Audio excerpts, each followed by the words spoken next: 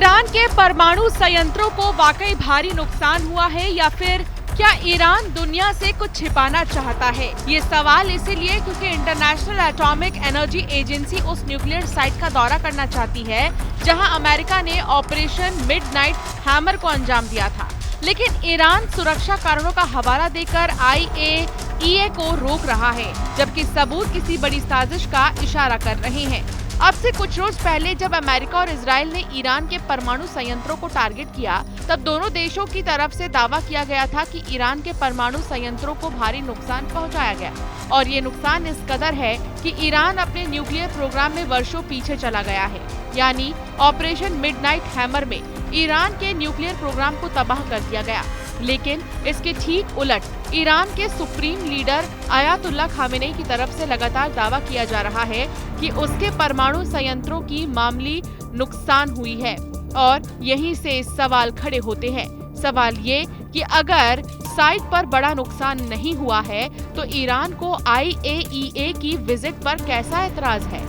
Iran के विदेश मंत्रालय के प्रवक्ता का कहना है कि हम IAEA निरीक्षकों की सुरक्षा और संरक्षण की गारंटी कैसे दे सकते हैं, जबकि हमारे शांतिपूर्ण परमाणु केंद्रों पर पिछले सोमवार यानी केवल 5 या 6 दिन पहले हमला किया गया था।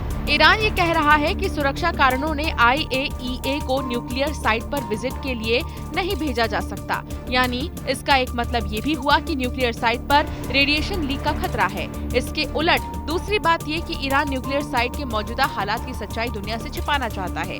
ऐसा इसीलिए क्योंकि ईरान लगातार कह रहा है कि वो अपने न्यूक्लियर प्रोग्राम को पूरा करके रहेगा और यही इशारा फोर्डो न्यूक्लियर प्लांट से आई है। तस्वीर कह रही है। मैक्सार टेक्नोलॉजी की हाई रेजोल्यूशन सैटेलाइट तस्वीरें कुछ देखिए।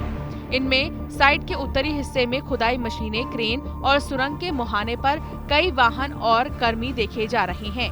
टूटा फूटा एक्सेस रोड भी साफ दिख रहा है, यानी मरम्मत और हलचल दोनों जारी है।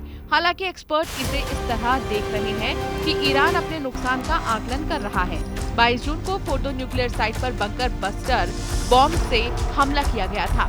इसी हमले के बाद अमेरिका ने दावा किया था कि ईरान की सबसे बड़ी न्यूक्लियर साइट को तबाह कर दिया गया। लेकिन दिन जैसे जैसे बीत रहे हैं, ईरान के महत्वाकांक्षी प्रोजेक्ट्स को लेकर लगातार कई कहानियां सामने आ रही हैं। IAEA चीफ राफेल ग्रोसी के मुताबिक फोर्डो, नातांज और इस्फहान साइट्स को गंभीर नुकसान जरूर हुआ है, लेकिन ईरान के पास अभी भी कुछ हद तक यूरेनियम एनरिचमेंट और कन्वर्जन की क्षमता बची हुई है। IAEA अब तक 400 किलोग्राम हाईली एनरिच्ड यूरेनियम का हिसाब नहीं लगा पाया है।